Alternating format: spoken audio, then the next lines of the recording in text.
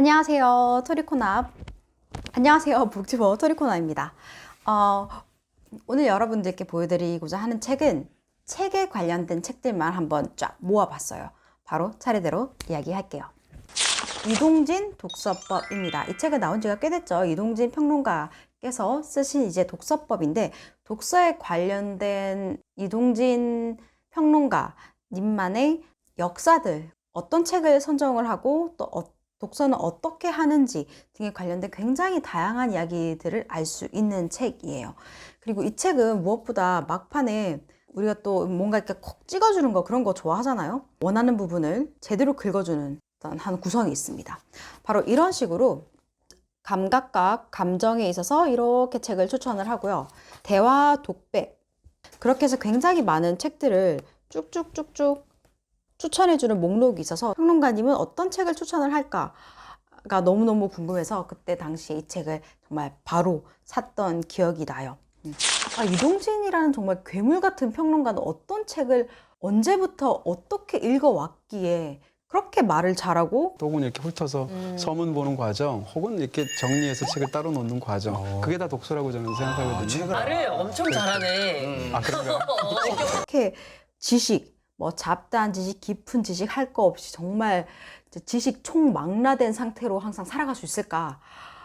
너무너무 궁금했단 말이죠. 그런데 이제 이런 책을 읽으면서 조금은 이렇게 책을 읽는구나를 조금 알 수 있어서 저는 굉장히 흥미로웠어요. 전교 1등의 또 노트를 보는 느낌이어서 굉장히 좋았습니다. 그리고 여기에서 추천하는 걸 보고 산 책이 있는데, 제가 한동안 또 책을 어떻게 읽어야 되는지에 대해서 굉장히 골몰해 있을 때가 있었어요. 그래서 관련된 영상을 만들기도 했었죠. 근데 이제 문학은 그러면 어떻게 읽어야 되느냐도 궁금해지더라고요. 그래서 거기에 대한 힌트를 이 책에서 추천하는 책, 이야기와 읽기와 쓰기라고 하는 어떤 카테고리에서 이 책에서 추천하는 테리 이글턴의 문학을 읽는다는 것은 을 구매를 해봤습니다. 아직 이 책은 제가 읽어보진 않았어요. 그러니까 사놓고 읽어보진 않았는데, 그 이유가 뭐냐면 제가 이걸 어떻게 활용을 할 계획이냐면, 마치 영문학과에 간 것처럼 이렇게 굉장히 꼼꼼하게 이 책을 활용을 할 생각이거든요. 앞쪽만 조금 읽어봤는데 왠지 이 책은 그렇게 꼼꼼하게 같은 호흡으로 가줘야 이 책을 더 잘 활용할 수 있을 것 같아서 그렇게 마음을 정했습니다. 보면 굉장히 많은 책들이 나와요. 요새 꾸준히 읽고 있긴 하지만 고전 문학을 이미 많이 읽어놓은 그런 상태가 아니기 때문에 여기서 나오는 굉장히 많은 책들, 뭐 이엠 포스터의 인도로 가는 길, 굉장히 안 읽은 책들이 굉장히 많아요. 그래서 내용을 모르고 이 책을 읽는 것보다 이 여기에 나온 책들을 같은 속도로 읽어가면 훨씬 유익할 것 같아서, 예를 들어 챕터 3에 D.H. 로렌스의 책이 나와 있죠. 그러면 미리 아들과 연인, 아담비드, 어려운 시절, 이런 책들을 다 읽고 나서 그 다음에 이 책을 이제 펼치려고요.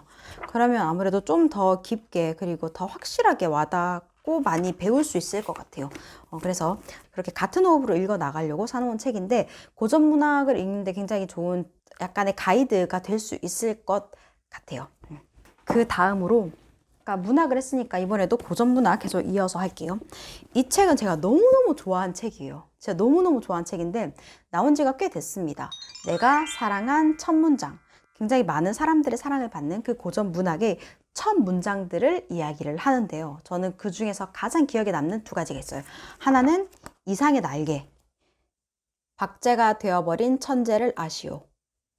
이렇게 첫 줄을 제시하고 그 다음에 그와 관련된 이야기를 합니다. 그 소설과 관련된 이야기를 바로 들어가서 설명을 하는 부분들도 좋았고, 그 외에 이 책과 또는 이 소설과 관련된 이 작가님, 윤성근 작가님의 개인적인 이야기를 하는 것도 좋았어요. 예를 들면, 나는 책을 고를 때 몇 가지 기준이 있다. 첫째는 절대 피하는 기준이 있다. 첫째는 자신만만형. 예를 들어, 당신이 평생 한 권의 책만을 읽어야겠다면 뭐뭇을 권한다. 뭐 이런 식의 또 홍보가 돼 있는 거 첫 번째로 거르고, 두 번째로는 뜬금없이 유명한 사람의 말을 인용하는 거, 그것으로 글을 시작하는 거.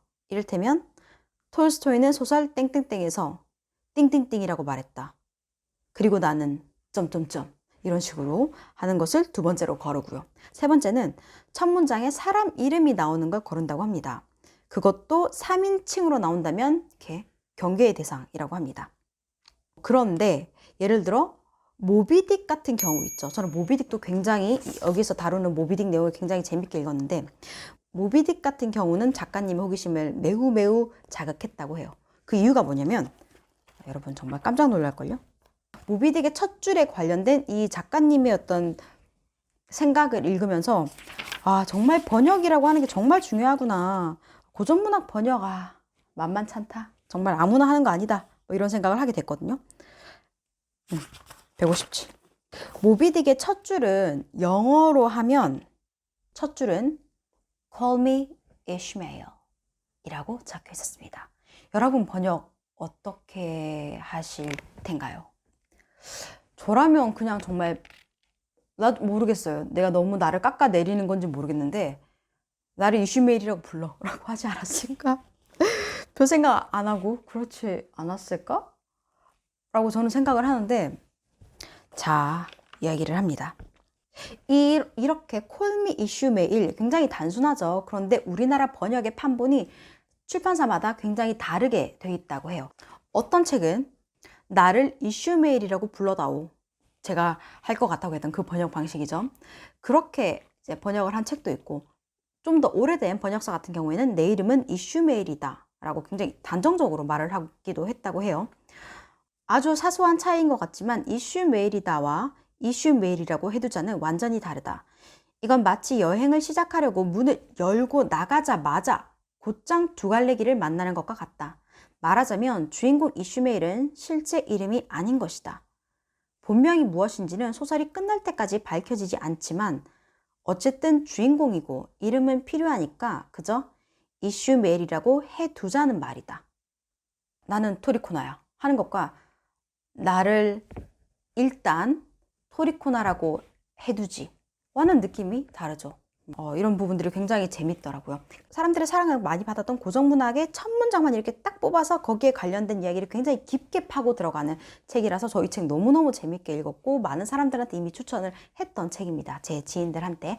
그래서 여러분들도 이게 뭐 절판된 게 아니라면 여러분들도 읽어보시면 굉장히 재밌을 것 같아요. 그 다음 이제 문학은 대충 이제 이런 고전문학은 이제